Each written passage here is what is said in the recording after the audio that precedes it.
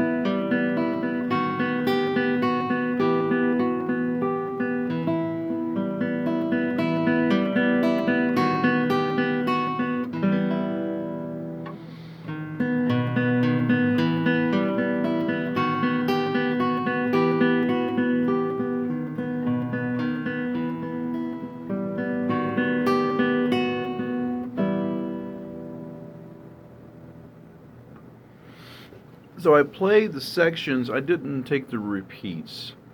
There is the first two lines do repeat. So the second two, and basically it's got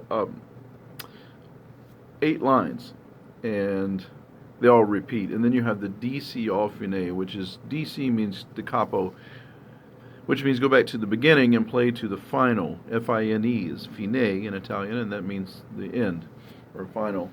So you play. It's a basic arpeggio in an E minor chord.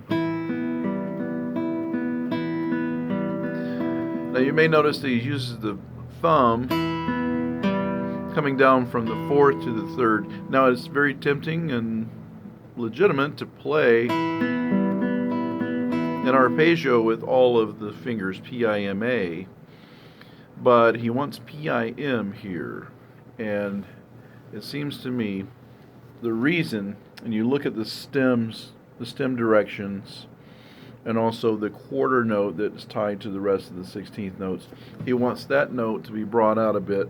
You don't have to accent it much, but it's a very subtle thing.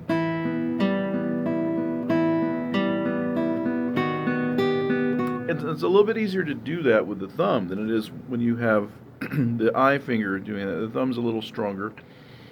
Now, it doesn't take much effort. So that's the first section. Basic E minor progression, E minor to B7 in first inversion.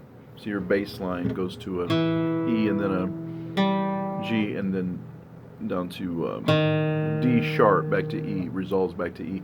The second part, he starts on what's called the dominant chord, or the B7 chord. That's a D sharp.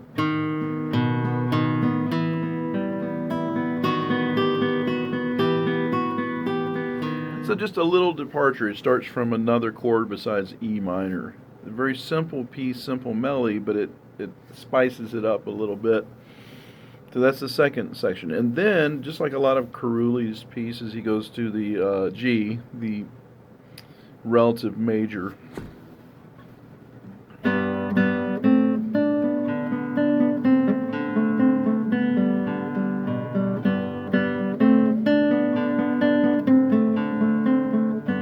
Yeah, it's pretty light, so I don't use a lot of rest stroke in this. Arpeggios you use extensively free stroke. I did demonstrate a few times where I was bringing out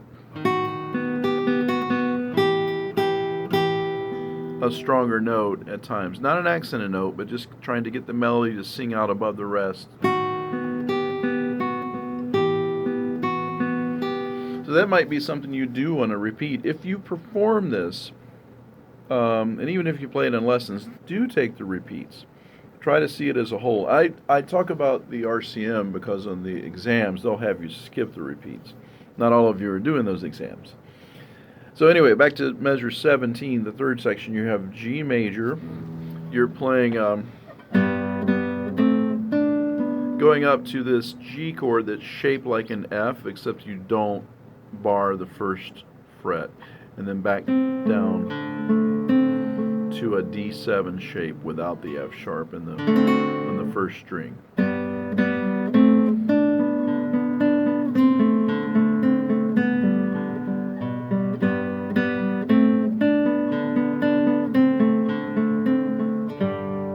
And the next section,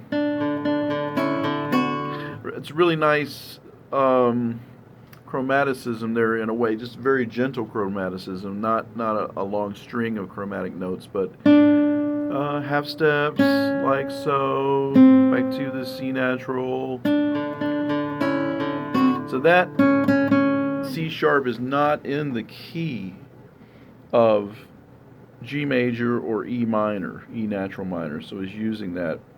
But it's a very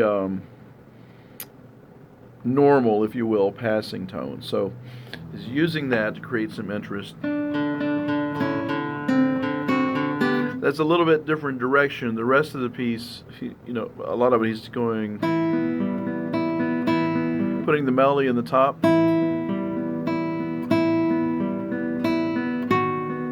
And just, imagine that being like the left hand on the piano in a way. Just supporting the melody. Then he changes directions. He's playing the M finger, P, and then A and M here. So he does that, and then back to the theme in E minor again.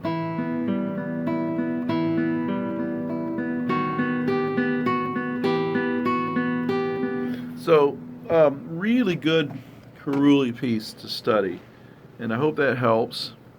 And happy studies, everybody. Take care.